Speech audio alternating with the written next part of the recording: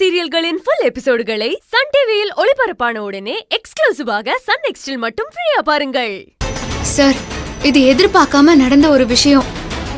இவங்க தம்பி சிவா பண்ண தப்புக்காக அர்ஜுன் தான் இத பண்ணிருப்பான்னு அவரு மேல சேர்த்து கம்ப்ளைண்ட் பண்ணிட்டாங்க சார். ஆனா அர்ஜுன் மேல எந்த தப்பும் இல்ல சார். நடந்த பிரச்சனைக்கும் அவருக்கும் எந்த சம்பந்தமும் இல்ல. நடந்த எல்லாத்துக்கும் இவங்க தம்பி சிவா தான் காரணம். அர்ஜுனை வெளியே விட சொல்லுங்க. செய்யாத தப்புக்கு அவரை எதுக்காக அரெஸ்ட் பண்ணாங்கன்னு தெரியல. அப்போ சிவா ஸ்டேஷன்ல இருக்கட்டும்ங்கறியா?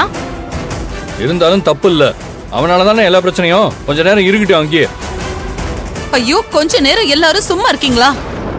நீங்க எதுக்காக இப்படி வாக்குவாதம் பண்ணிட்டு இருக்கீங்க? சார், நீங்க அந்த இன்ஸ்பெக்டர் கிட்ட கொஞ்சம் பேசுங்க. நடந்தது என்னன்னு எடுத்து சொல்லி நீங்க தான் சார் அவருக்கு புரிய வைக்கணும். என் புள்ளைய வெளியில கொண்டு வரதுக்காக நான் என்ன வேணாலும் பண்றதுக்கு தயாரா இருக்கேன் சார். பதட்டப்படாதீங்க மேடம், நான் இன்ஸ்பெக்டர் கிட்ட பேசுறேன்.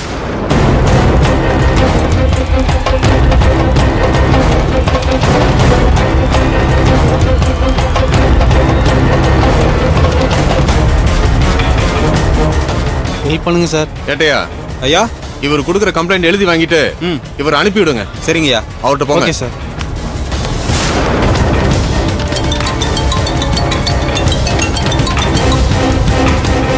சார், வணக்கம் சார். செண்பகவல்லி மேடத்தோட பையனை அரெஸ்ட் பண்ணி ஸ்டேஷன்ல வச்சிருக்கீங்களா? ஆமாங்க சார். அவங்க மேல கம்ப்ளைண்ட் கொடுத்துருக்காங்க சார். என்ன ஏதுன்னு விசாரிச்சீங்களா? விசாரிச்சேன் சார். சிவாங்கிற பையன் போய் அவங்க வீட்டுல இருக்கிற எல்லாத்தையும் அடிச்சு நொறுக்கிருக்கான் சார். அங்க இருந்தவங்கள கொன்னுடுவன்னு மிரட்டிருக்கான் சார். சம்பந்தப்பட்டவங்க கம்ப்ளைண்ட் கொடுத்துருக்காங்க சார். அதனாலதான் சார் அவங்கள அரெஸ்ட் பண்ணேன். ஆனா அவங்க பிரச்சனை பண்ணணுங்கிற மோட்டிவே இல்லங்கிறாங்க. அதுவும் இல்லாம மேடத்தோட பையனுக்கும் அந்த பிரச்சனைக்கும் எந்த சம்பந்தமும் இல்லையா? சார், தப்பா எடுத்துக்காதீங்க சார். நீங்க சொல்றது எனக்கு புரியுது. ஆனா அவர் மேல கம்ப்ளைண்ட் கொடுத்துருக்காங்க சார். ப்ரொசீஜர் என்னவோ அதை தான் சார் நான் பண்ணியிருக்கேன். சார், அவங்கள அரெஸ்ட் பண்ணலன்னா கம்ப்ளைண்ட் கொடுத்தவங்க பிரச்சனை பண்ணுவாங்க சார். சரி, அவங்க மேல ஏதாவது கேஸ் ஃபைல் பண்ணிருக்கீங்களா? இன்னும் இல்ல சார். சரி, கொஞ்ச நேரம் வெயிட் பண்ணுங்க. அவங்க மேல கேஸ் எதுவும் போட வேண்டாம் சார். நான் சொல்றத பண்ணுங்க இன்ஸ்பெக்டர். ஓகேங்க சார். சார், என்ன சொல்றாரு? என் பையனை ரிலீஸ் பண்ணிடுவாங்கல்ல? இல்ல மேடம், அர்ஜுன் மேல கம்ப்ளைண்ட் கொடுத்ததுனால இப்ப அவரை வெளியே விட முடியாது. என்ன சார் சொல்றீங்க? நீங்க பயப்படாதீங்க மேடம், இன்னும் அவர் மேல எஃப்ஐஆர் போடல. சார், அப்படின்னா என் பையனை எப்படிதான் சார் வெளியில எடுக்கிறது? கம்ப்ளைண்ட் கொடுத்தவங்க கேஸை வாபஸ் வாங்கினா மட்டும்தான் அவரை வெளியே விடுவாங்க. இப்போதைக்கு கேஸ் எதுவும் போட வேண்டாம்னு சொல்லியிருக்கேன். அதுக்குள்ள நீங்க கம்ப்ளைண்ட் கொடுத்தவங்க கிட்ட பேசி கேஸை வாபஸ் வாங்க சொல்லுங்க. அவ எப்படி சார் வாபஸ் வாங்குவா? அதுக்கு வாய்ப்பே இல்ல. சார், என் புள்ளைய வெளியில கொண்டு வரதுக்கு வேற வழியே இல்லையா சார்? ஒரு வழிதான் இருக்கு. இத நான் சொல்லக்கூடாது, இருந்தாலும் அர்ஜுன் மேல எந்த தப்பு இருக்காதுன்னு நீங்க சொல்றதுக்காக நான் சொல்றேன். அவங்க கொடுத்த மாதிரியே நீங்களும் ஒரு கம்ப்ளைண்ட் கொடுங்க. உங்களுக்கு முன்னாடியே அவங்க தான் பிரச்சனை பண்ணாங்கன்னு அவங்க மேல கேஸ் போடலாம். சார், அப்படியெல்லாம் எதுவும் பண்ண வேண்டாம். அப்போ அவங்க அப்படியே ஸ்டேஷன்ல இருக்கட்டும்ங்கறியா?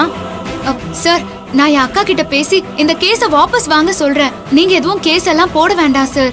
அவங்க கேஸை வாபஸ் வாங்கிடுவாங்களா? நான் பேசுறேன் சார். கண்டிப்பா இந்த கேஸை எப்படியாவது நான் வாபஸ் வாங்க வைக்கிறேன். எனக்கு கொஞ்சம் டைம் மட்டும் கொடுங்க. அத்தை, நீங்க சொல்லுங்க அத்தை. என் அக்கா நான் சொன்னா கேப்பா. கொஞ்சம் வெயிட் பண்ணுங்க. நீ சொல்றது புரியுது மலர்.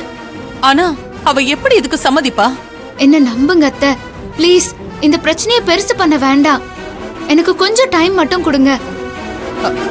சார், கொஞ்சம் வெயிட் பண்ணலாம். ஒருவேளை அவங்க இந்த கேஸ வாபஸ் வாங்குறதுக்கு ஒத்துக்கலனா, ஏற்கனவே என் புள்ளைய கொல்ல பார்த்தவங்க தான் அவங்க. அவங்க மேல நான் கம்ப்ளைண்ட் கொடுக்கறேன். ஓகே மேடம், அப்ப நான் கிளம்புறேன். எதுவா இருந்தாலும் எனக்கு இன்ஃபார்ம் பண்ணுங்க. சரிங்க சார். வரேன். வாங்க சார். மலர், நீ போய் பேசிட்டு வாமா. எனக்கு இப்பவும் கூட நம்பிக்கை இல்ல. ஆனா உன்னோட முயற்சியை நான் தடுக்க விரும்பல. சரிங்க அத்தை. சரிம்மா.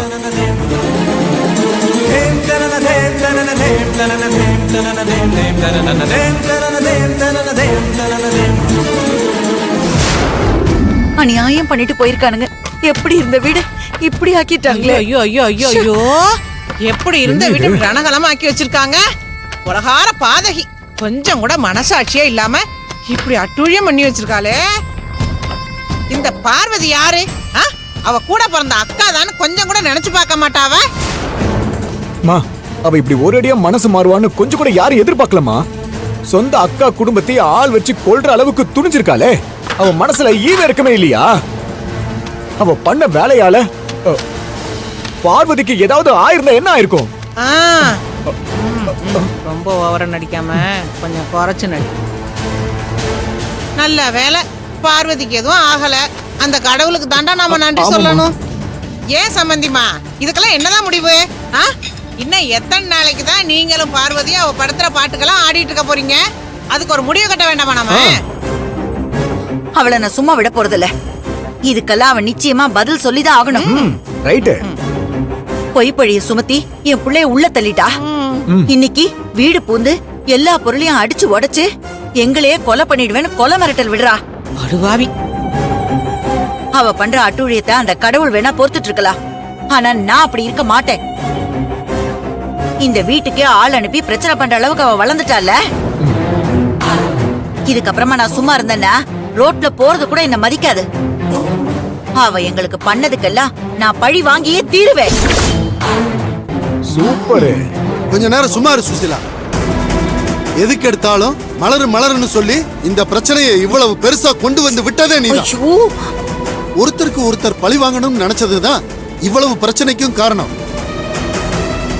உனக்கு பல தடவை சொல்லிட்டேன், இந்த பிரச்சனைக்கும் மலருக்கும் எந்த சம்பந்தமும் இருக்காதுன்னு சொல்லி. எவனோ ஒருத்தன் பிரச்சனை பண்ணதுக்கு மலர் தான் காரணம்னு சொல்லி மேலும் மேலும் பிரச்சனைய பெருசாக்கி வச்சிருக்க. எல்லாமே உன்னாலதான். என்னங்க பேசுறீங்க? என்னன்னு நீங்க இப்படி பேசிட்டு இருக்கீங்க? உங்க புள்ள சந்தோஷம் ஜெயிலுக்கு அனுப்பிச்சு வச்சிருக்காங்க. இப்ப வீடு பூந்து அடிச்சு நொறுக்கி இருக்காங்க. அந்த கோவம் இருக்கதானே செய்யும். இத கூட கேட்காம அவங்க எப்படி இருக்க முடியும்? இப்படி எல்லாம் அவங்க பண்ணிட்டாங்களேன்னு அவங்க மேல நீங்க கோவப்படுவீங்கன்னு பார்த்தா சம்பந்தி அம்மா மேல கோவப்பட்டு இருக்கீங்க.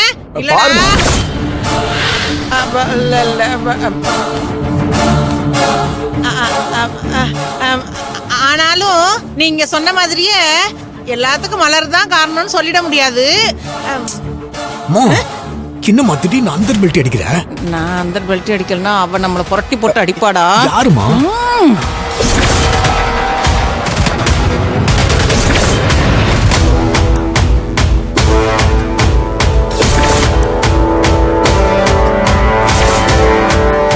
ஐயோ, இங்க இவ்ளோ பிரச்சனை நடந்திருக்கு. இப்ப மலர் எதுக்காக இங்க வந்தா?